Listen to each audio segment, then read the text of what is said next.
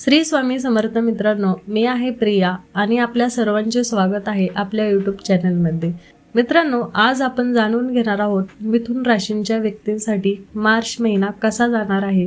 हा महिना तुम्हाला एक महत्त्वाचा धडा शिकवू शकतो, सावधगिरीचा आणि संयमाचा।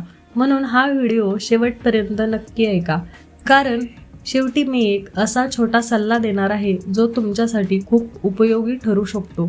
मिथुन राशीमध्ये कोण येतात?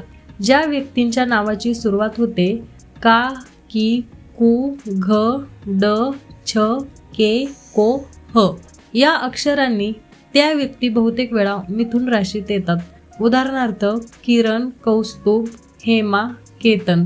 जर तुमचं नाव या अक्षराने सुरू होत असेल तर हा व्हिडिओ तुमच्यासाठी आहे। कमेंटमध्ये नक्की लिहा, मी मिथुन राशीचा आहे। मार्च महिना कसा जाईल? मिथुन राशीच्या व्यक्तींनो, आयुष्याच्या प्रत्येक वळणावर ग्रहांचे पाठबळ मिळेलच असे नाही, काही वेळा परिस्थिती आपली परीक्षा घेते। मार्च महिना अशीच एक छोटी परीक्षा घेऊ शकतो। सावधगिरी आवश्यक। या महिन्यात थोडी जास्त सावधगिरी बाळगणं गरजेचं आहे, विशेषतः तुमच्या बोलण्याबाबत आणि तुमच्या आसपासच्या लोकांबाबत। अफवा आणि गैरसमज। एक गोष्ट लक्षात ठेवा, या महिन्यात तुमच्या तोंडी खोटे बोलणे टाकले जाण्याची शक्यता आहे। म्हणजे कोणीतरी तुमच्याबद्दल चुकीची माहिती पसरवू शकतो। उदाहरणार्थ, ऑफिसमध्ये कोणी म्हणेल हे काम त्याने केलं नाही किंवा त्याने असं बोललं होतं। जरी ते खरं नसले तरी अशा परिस्थिती निर्माण होऊ शकतात। म्हणूनच तुमच्या शब्दांवर नियंत्रण ठेवा आणि प्रत्येक गोष्ट विचारपूर्वक बोला। लोकांशी अंतर ठेवणे। मिथुन राशींच्या व्यक्तींनो, या महिन्यात एक गोष्ट खूप महत्त्वाची आहे, कोणाला किती अंतरावर ठेवायचं याचं भान ठेवणं।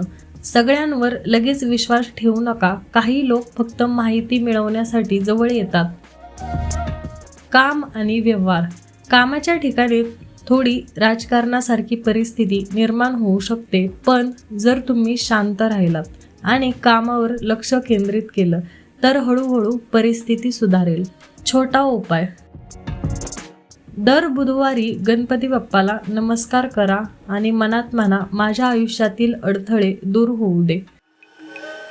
मिथुन राशीच्या व्यक्तींनो, मार्च महिना थोडा सावध राहण्याचा आहे, पण त्याच वेळी तुमची बुद्धी आणि संयम तुम्हाला योग्य मार्ग दाखवेल।